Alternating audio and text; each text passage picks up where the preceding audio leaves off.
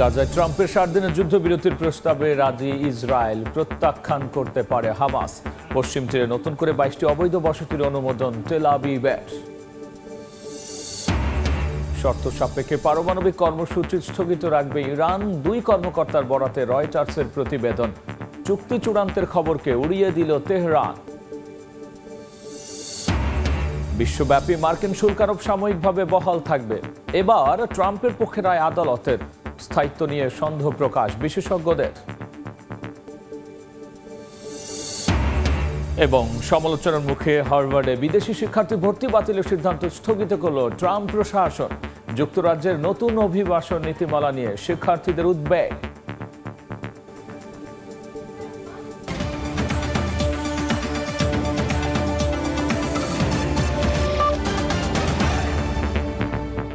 আন্তর্জাতিক সময় সঙ্গে আছে আমি গোলাম রাব্বি। গাজা যুক্তরাষ্ট্রের যুদ্ধবিরতির প্রস্তাব প্রত্যাখ্যান করতে পারে হামাস বলে জানিয়েছে এক শীর্ষ নেতা, যদিও এতে রাজি হয়েছে ইসরায়েল। উপত্যকাটিতে নেতানিয়াহু বাহিনীর হামলায় প্রাণ হারিয়েছেন আরও 70 জন। উত্তরাঞ্চলের একমাত্র হাসপাতাল আল আওদা অকার্যকর হয়ে গেছে বলে জানিয়েছে গাজার স্বাস্থ্য মন্ত্রণালয়। পশ্চিম তীরে ইসরায়েলের অবৈধ বসতি স্থাপন দ্বিরাষ্ট্র সমাধানকে ভুল পথে নিয়ে যাচ্ছে বলেও এ সময় জানিয়েছে জাতিসংঘ।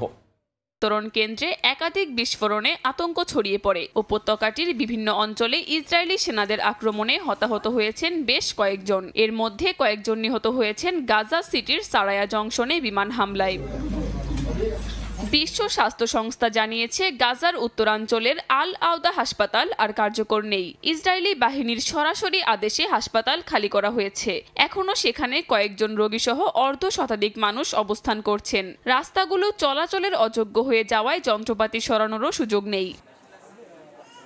এদিকে পশ্চিম তীরে 22টি নতুন অবৈধ বসতির অনুমোদন দিয়েছে ইসরায়েল। এটি এককভাবে বসতি অনুমোদনের সবচেয়ে বড় সিদ্ধান্ত। বিশ্লেষকরা জানান, আন্তর্জাতিক আইন লঙ্ঘন করে ফিলিস্তিনি জমি দখলে নেয়ার পদক্ষেপ এখন স্পষ্টতই রাষ্ট্রীয় নীতিতে রূপ নিয়েছে। জাতিসংঘ জানায়, ইসরায়েলের বসতি স্থাপন 2 রাষ্ট্রভিত্তিক শান্তি উদ্যোগকে ভুল পথে নিয়ে যাচ্ছে। ফিলিস্তিনিদের ভূমিতে ইসরায়েলের বসতি কার্যক্রম বন্ধেরও আহ্বান জানায় জাতিসংঘ। অন্যদিকে ইসরায়েলের বেঙ্গুরিয়ন আন্তর্জাতিক বিমানবন্দরের দিকে ব্যালিস্টিক ক্ষেপণাস্ত্র ছুড়েছে ইয়েমেনের সশস্ত্র গোষ্ঠী হাউথি। গাজায় গণহত্যার জবাবে এই হামলা চালানো হয়েছে বলে দাবি তাদের। তবে ইসরায়েল জানায় ক্ষেপণাস্ত্রটি সফলভাবে ভূপাতিত করা হয়েছে এবং বিমানবন্দরের কার্যক্রমে কোনো বিঘ্ন ঘটেনি। কাকুলি আখতার, সময় সংবাদ।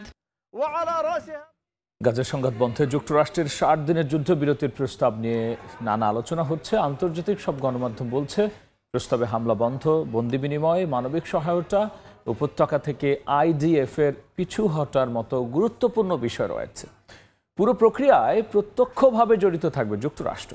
প্রস্তাবে উভয় পক্ষ সম্মত হলে প্রেসিডেন্ট ট্রাম্প নিজেই ঘোষণা দেবেন এই যুদ্ধবিরতি। চেষ্টা চালিয়ে যাওয়ার দাবি করছেন ডোনাল্ড ট্রাম্প। এরই ধারাবাহিকতায় তার প্রশাসন ইসরায়েল ও হামাসের কাছে নতুন একটি প্রস্তাব দিয়েছে। মধ্যপ্রাচ্যে মার্কিন বিশেষ দূত স্টিভ উইটকফের মধ্যস্থতা এবং ট্রাম্প সমর্থিত ওই প্রস্তাবের মূল বিষয় হলো উপত্যকাটিতে 7 দিনের যুদ্ধবিরতি।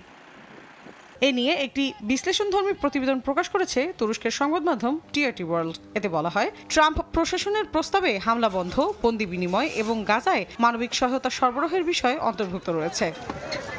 প্রতিবেদনে আরো বলা হয়, প্রস্তাব অনুযায়ী প্রথম ধাপে 10 জন জীবিত ইসরায়েলি জিম্মি ও 18 জনের মৃতদেহ হস্তান্তর করবে হামাস। ইসরায়েল মুক্তি দেবে 1111 জন আটক ফিলিস্তিনিকে। যুদ্ধবিরতির 10ম দিনের মধ্যে হামাস বাকি বন্দীদের জীবিত বা মৃত থাকার প্রমাণ দেবে। অন্যদিকে আটক ও মৃত ফিলিস্তিনিদের সম্পূর্ণ তথ্য সরবরাহ করবে ইসরায়েল। জাতিসংঘ ও রেড ক্রিসেন্টের মাধ্যমে গাজায় অবিলম্বে মানবিক সহায়তা সরবরাহ করা হবে, যা যুদ্ধবিরতির পুরো সময় জুড়ে অব্যাহত থাকবে। যুদ্ধবিরতি কার্যকর হলে বন্ধ থাকবে ইসরায়েলের সামরিক অভিযান। গাজার উত্তর ও দক্ষিণাঞ্চল থেকে ধাপে ধাপে পিছু হটবে নেতানিয়াহুর সেনারা। প্রতিদিন 10 ঘন্টা আর বন্দি বিনিময়ের দিনে 12 ঘন্টা করে বন্ধ থাকবে বিমান নজরদারি। এছাড়া চূড়ান্ত বন্দি বিনিময়ের লক্ষ্যে যুক্তরাষ্ট্র, মিশর ও কাতারের তত্ত্বাবধানে প্রথম দিন থেকেই আলোচনা শুরু হবে। সমঝোতায় পৌঁছাতে পারলে মুক্তি পাবে সব বন্দী। আলোচনা চললে যুদ্ধবিরতি বাড়ানো হবে দুপক্ষের সম্মতিতে। এই পুরো প্রক্রিয়ায় প্রত্যক্ষভাবে জড়িত থাকবে যুক্তরাষ্ট্র। প্রস্তাবে রাজি হওয়ার পর ট্রাম্প নিজেই ঘোষণা দেবেন যুদ্ধবিরতির। মৌসুমী সাথী, সময় সংবাদ। যুক্তরাষ্ট্রের সঙ্গে শর্ত সাপেক্ষে পারমাণবিক কর্মসূচি স্থগিত রাখতে পারে ইরান। সম্প্রতি এই দুই ইরানি কর্মকর্তার বরাতে এই তথ্য প্রকাশ করে বার্তা সংস্থা রয়টার্স। যদিও ওয়াশিংটন তেহরান চুক্তি চূড়ান্ত হতে চলেছে এমন খবরকে ইসরায়েলি প্রোপাগান্ডা বলে অভিহিত করেছেন ইরানি পররাষ্ট্রমন্ত্রী আব্বাস আরাঘচি। এদিকে তেহরানে বোমা হামলার ট্রাম্পের হুমকির বিরোধিতা করেছে আরব দেশগুলো। ইরানের পারমাণবিক কর্মসূচি বন্ধে বেশ উদ্গ্রীব ট্রাম্প প্রশাসন। ইস্যুটি নিয়ে ওমানের মধ্যস্থতায় মাস্কট ও রোমে পরপর 5 দফায় পরোক্ষ আলোচনায় বসে ওয়াশিংটন তেহরান। দুই দেশ আলোচনায় বসলেও আশানুরূপ কোনো চুক্তিতে সম্মত হতে পারেনি কোনো পক্ষই। এরই মধ্যে এবার আলোচনায় যুক্ত থাকা দুই ইরানি কর্মকর্তার বরাতে বার্তা সংস্থা রয়টার্স জানায়, যুক্তরাষ্ট্রের সঙ্গে শর্ত সাপেক্ষে পারমাণবিক কর্মসূচি স্থগিত রাখতে পারে ইরান। কর্মকর্তারা জানান, যুক্তরাষ্ট্র যদি ইরানের উপর থেকে সব ধরনের নিষেধাজ্ঞা তুলে কাতারে আটকে থাকা $6 বিলিয়ন সহ জব্দ করা সব তেলের রাজস্ব ফেরত দেয়, তবেই আলোচনা সমঝোতার দিকে এগোতে পারে। সমঝোতা হলে ইউরেনিয়ামের ভান্ডার হয় বিদেশে পাঠাতে পারে, না হয় জ্বালানিতে রূপান্তর করতে পারে। কিন্তু কোনো স্থাপনা বন্ধ করা বা কর্মসূচি গুটিয়ে নেয়ার কোনো প্রশ্নই আসে না বলে সাফ জানিয়ে দেন তারা। এদিকে কয়েকদিন ধরে বেশ কিছু গণমাধ্যমের খবরে বলা হচ্ছে, ওয়াশিংটন তেহরান চুক্তি চূড়ান্ত হতে চলেছে। যদিও এমন খবরকে ইসরায়েলি প্রোপাগান্ডা বলে অভিহিত করেছেন ইরানি পররাষ্ট্রমন্ত্রী আব্বাস আরাকচি। এক্সে এক পোস্টে তিনি গুজব ছড়ানো বন্ধের আহ্বান জানান। এর আগে আলোচনা ব্যর্থ হলে ইরানে বোমা হামলার হুমকি দেন ডোনাল্ড ট্রাম্প। মার্কিন প্রেসিডেন্টের এমন হুমকির বিরোধিতা করেছে আরব দেশগুলো। সৌদি আরব, কাতার ও সংযুক্ত আরব আমিরাত কেউই ইরানের সামরিক অভিযান চায় না বলে জানিয়ে দিয়েছে। তারা কূটনৈতিক সমাধানের পক্ষেও মত দেয়। নাদিম মারজান, সময় সংবাদ। আপিলের পরিপ্রেক্ষিতে সাময়িকভাবে বহাল থাকবে ট্রাম্প প্রশাসনের বিশ্বব্যাপী শুল্ক আরোপ। যুক্তরাষ্ট্রের ফেডারেল আদালতের রায় অবৈধ ঘোষণার একদিন পরেই বৃহস্পতিবার এই ঘোষণা আসলো। এদিকে হোয়াইট হাউস জানিয়েছে, শুল্ক নীতিতে তারা এক চুলো পিছু হটবে না। তবে বিশেষজ্ঞরা বলছেন, ট্রাম্প প্রশাসন সাময়িকভাবে জিতলেও এর স্থায়িত্ব নিয়ে রয়েছে সন্দেহ। 67%, that's tariff. 3 বিচারকের রায়ে বলা হয়, জাতীয় জরুরি অবস্থা আইনের অপব্যবহার করে ট্রাম্প প্রায় সব দেশের ওপর শুল্ক আরোপ করেছেন, যা তার ক্ষমতার সীমা লঙ্ঘন করে। আদালত 10 দিনের সময় বেঁধে দিয়ে আমদানি শুল্ক কার্যকর স্থগিতের নির্দেশ দিয়েছিল হোয়াইট হাউসকে, কিন্তু এর একদিন পরেই আপিল করে ট্রাম্প প্রশাসন। এর পরিপ্রেক্ষিতে সাময়িকভাবে ট্রাম্পের বিশ্বব্যাপী শুল্ক ব্যবস্থা পুনর্বহাল করে আপিল আদালত। যদিও আদালত জানান, এই সিদ্ধান্ত দীর্ঘস্থায়ী নাও হতে পারে। হোয়াইট হাউসের উপদেষ্টা পিটার নাভারো সুপ্রিম কোর্ট পর্যন্ত যাওয়ার হুঁশিয়ারি দেন, প্রয়োজনে অন্য পথ খুঁজে নেয়ার কথা জানান। আদালতে এই লড়াইয়ে হোয়াইট হাউস জিতবে বলে মন্তব্য করেন প্রেস সচিব ক্যারোলাইন লেভিট। বিচারের নামে যেসব বিদ্রোহী বিচারক বাধা দিচ্ছেন তাদের মোকাবিলা করতে হবে বলেও জানান তিনি। মামলাটি করেছে যুক্তরাষ্ট্রের কিছু ব্যবসায়ী ও অঙ্গরাজ্য। তাদের দাবি, ট্রাম্প প্রশাসনের এই শুল্ক নীতি দেশের অর্থনীতিকে আঘাত করেছে। এদিকে বিশেষজ্ঞরা বলছেন, আদালতের সাময়িক সিদ্ধান্ত ট্রাম্প প্রশাসনের জন্য তাৎক্ষণিক জয় হলেও এর স্থায়িত্ব নিয়ে সন্দেহ থেকেই যাচ্ছে। কাকুলি আখতার, সময় সংবাদ। পরীক্ষা করার জন্য হার্ভার্ড বিশ্ববিদ্যালয়কে 30 দিন সময় দিয়েছে ট্রাম্প প্রশাসন। আপাতত স্থগিত রয়েছে বিদেশি শিক্ষার্থী ভর্তি বাতিলের সিদ্ধান্ত। উচ্চ আদালতের শুনানির মুখে নিজেদের অবস্থান শিথিল করেছে হোয়াইট হাউস। হার্ভার্ড বিশ্ববিদ্যালয়কে পাঠানো যুক্তরাষ্ট্রের হোমল্যান্ড সিকিউরিটি বিভাগের নোটিশ অব ইন্টেন্টে জানানো হয়, বিদেশি শিক্ষার্থী ভর্তির অনুমোদন বাতিল করা হবে। 5 পৃষ্ঠার ওই নোটিশে আন্তর্জাতিক শিক্ষার্থী ভর্তির অধিকার বাতিলের কারণ ব্যাখ্যা করা হয়। কিন্তু বৃহস্পতিবার আদালতে শুনানির আগে ট্রাম্প প্রশাসন জানায়, তাৎক্ষণিক নয় বরং নিজ অবস্থান ব্যাখ্যা করতে হার্ভার্ডকে দেয়া হচ্ছে 30 দিন সময়। এই নিষেধাজ্ঞা কার্যকরে আপাতত স্থগিতাদেশ দিয়েছেন ডিস্ট্রিক্ট কোর্টের বিচারক অ্যালিসন বুরো। জানান, স্থিতাবস্থা বজায় রাখতে হবে, অর্থাৎ হার্ভার্ড এখনই আন্তর্জাতিক শিক্ষার্থী ভর্তিতে বাধা পাবে না। জানান, ভিসা কার্যক্রমে যাতে কোনো পরিবর্তন না আসে, দুই পক্ষ মিলে এমন সমঝোতায় পৌঁছাতে হবে। বিচার প্রক্রিয়ার অগ্রগতি পর্যবেক্ষণ করতে আমি আজ এখানে এসেছি। আমার সহপাঠীদের ভবিষ্যৎ নিয়ে আমি উদ্বিগ্ন। তাদের অনেকেই বিদেশ থেকে এসেছে। তাদের পড়াশোনা চালিয়ে যাওয়া কিংবা গ্রীষ্মের পরিকল্পনা সবকিছুই এখন ব্যাহত হয়েছে। হোমল্যান্ড সিকিউরিটি বিভাগের সচিব ক্রিস্টি নোম গেল 22 মে ঘোষণা দেন হার্ভার্ডকে ছাত্র ভিসা প্রোগ্রাম থেকে বাদ দেওয়া হবে। কারণ হিসেবে তিনি উল্লেখ করেন বিশ্ববিদ্যালয় পর্যাপ্তভাবে প্রশাসনের অনুরোধ মানেনি, রক্ষণশীলদের প্রতি পক্ষপাতিত্ব ও ক্যাম্পাসে ইহুদি বিদ্বেষ ছড়ানোর অভিযোগ তোলা হয়। যদিও এসব অভিযোগ অস্বীকার করেছে হার্ভার্ড। তাদের দাবি ট্রাম্প প্রশাসনের এসব পদক্ষেপ শিক্ষার্থীদের বাক স্বাধীনতা হরণ করছে। কাকলি আখতার, সময় সংবাদ। রাশিয়ার মস্কো ও এর আশপাশের এলাকায় বেশ কয়েকটি অস্ত্র কারখানায় হামলা করার দাবি জানিয়েছে ইউক্রেন। এর মধ্যে বেশ কয়েকটি ড্রোন প্রতিহত করার কথা জানিয়েছে রুশ প্রতিরক্ষা মন্ত্রণালয়। বৃহস্পতিবার ইউক্রেনের সুমি অঞ্চলে রুশ ড্রোন হামলায় হতাহত হয়েছেন বেশ কয়েকজন। কিয়েভ জানিয়েছে সুমি সীমান্তে 50,000 সেনা মোতায়েন করেছে রাশিয়া। তবে মস্কোর বড় আকারের হামলা ঠেকাতে কিয়েভ প্রস্তুত বলেও জানানো হয়। এদিকে যুদ্ধবিরতি প্রসঙ্গে রুশ প্রেসিডেন্ট পুতিনের ওপর আবারও ক্ষোভ প্রকাশ করেছেন মার্কিন president Donald Trump. Volodymyr Zelensky জানান ইউক্রেনের সুমি সীমান্তে 50,000 সেনা মোতায়েন করেছে রাশিয়া। তবে বড় আকারের আক্রমণ ঠেকাতে কিয়েভ প্রস্তুত বলেও জানান তিনি। এদিকে মার্কিন প্রেসিডেন্ট ডোনাল্ড ট্রাম্প আবারও ক্ষোভ জানিয়ে বলেছেন প্রেসিডেন্ট পুতিন যুদ্ধবিরতির আলাপ এড়িয়ে যাচ্ছেন। তিনি হয়তো ইচ্ছাকৃতভাবে সময় নষ্ট করছেন বলেও মন্তব্য করেন ট্রাম্প। তবে এমনটা হলে ভিন্নভাবে প্রতিক্রিয়া জানানোর কথাও বলেন মার্কিন প্রেসিডেন্ট। জবাবে ক্রেমলিন জানায় রুশ নেতার কাছে জাতীয় স্বার্থই সবচেয়ে গুরুত্বপূর্ণ। অন্যদিকে মস্কোর কাছে দ্রুত শান্তি আলোচনার খসড়া কাগজ চেয়েছে কিয়েভ। ইউক্রেনের তাৎক্ষণিক এ চাওয়াকে অগঠনমূলক বলে মন্তব্য করেছেন ক্রেমলিনের মুখপাত্র দিমিত্রি পেসকভ। তিনি আরও জানান ইস্তাম্বুলে বৈঠকে অংশগ্রহণের বিষয়ে ইউক্রেন এখনও আনুষ্ঠানিকভাবে সম্মতি দেয়নি। কাকুলি আখতার, সময় সংবাদ। আল্পস পর্বতমালার বুক চিরে হঠাৎই নেমে এলো হিমবাহ, কাদা আর পাথরের স্রোত। কয়েক মুহূর্তেই ধ্বংস হয়ে গেল সুইজারল্যান্ডের ব্লাটেন গ্রাম।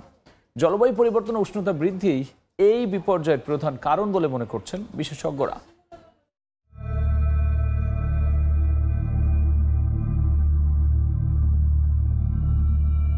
এটি কোনো সিনেমার দৃশ্য নয়। এই চিত্র সুইজারল্যান্ডের আল্পসের বার্চ হিমবাহের। এক সময়ের জনবহুল গ্রাম এখন পরিণত হয়েছে ধ্বংসস্তূপে। স্থানীয় সময় বুধবার বিকেলে আল্পসের বার্চ হিমবাহের বিশাল একটি অংশ ধসে পড়ে ব্লাটেন গ্রামে। মুহূর্তে তলিয়ে যায় গ্রামের প্রায় 90% এলাকা। বাড়িঘর হারিয়ে নিঃস্ব এখন গ্রামের মানুষজন। ঘটনার শুরু আরও এক সপ্তাহ আগে।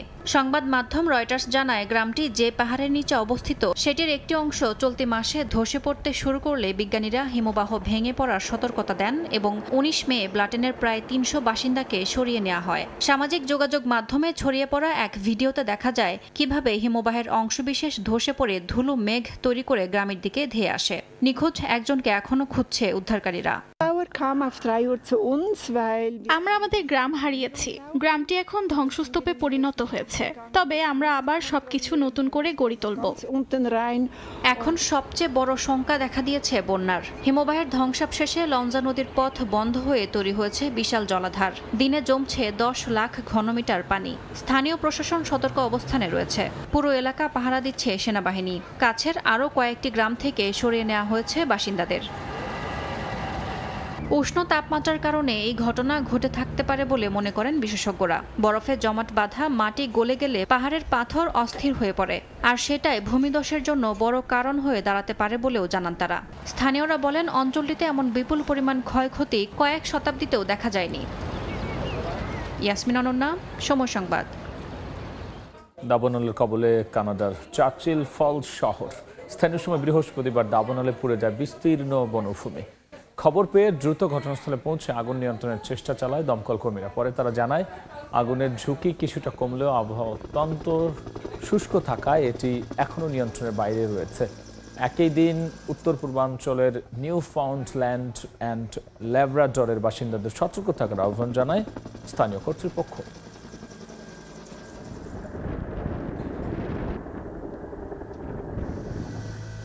আন্তর্জাতিক সময়। ঈদ উপলক্ষে কুয়েত ঢাকা সরাসরি রুটে ফ্লাইট সংকট এবং টিকেটের অস্বাভাবিক মূল্য বৃদ্ধি নিয়ে ভোগান্তিতে প্রবাসী বাংলাদেশিরা।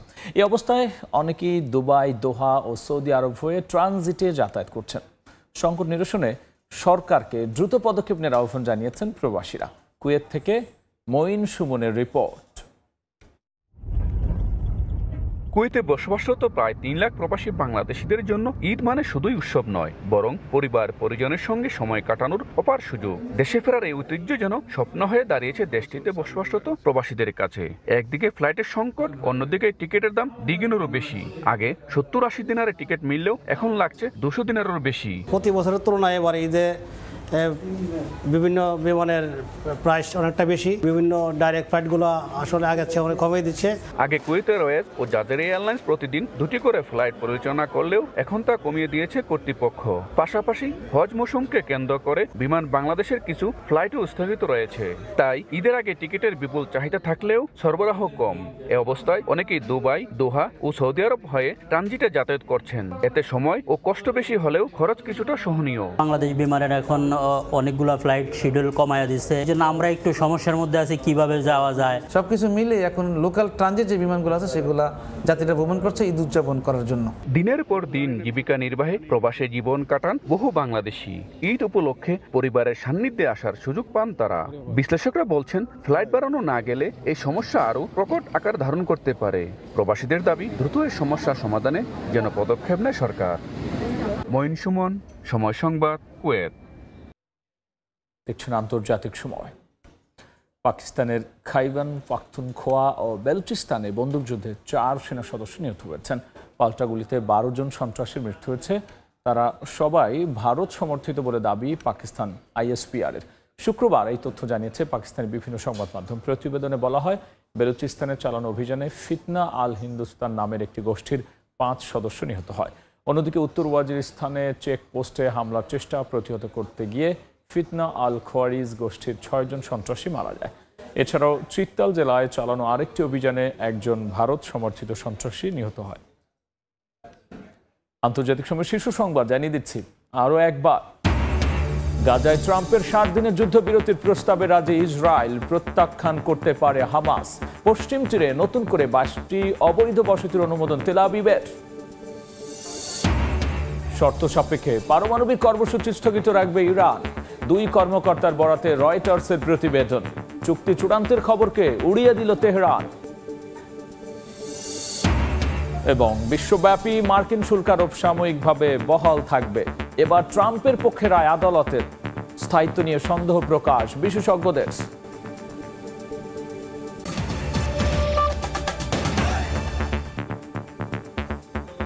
এই ছিল আন্তর্জাতিক সময়। সঙ্গেই থাকুন সময়।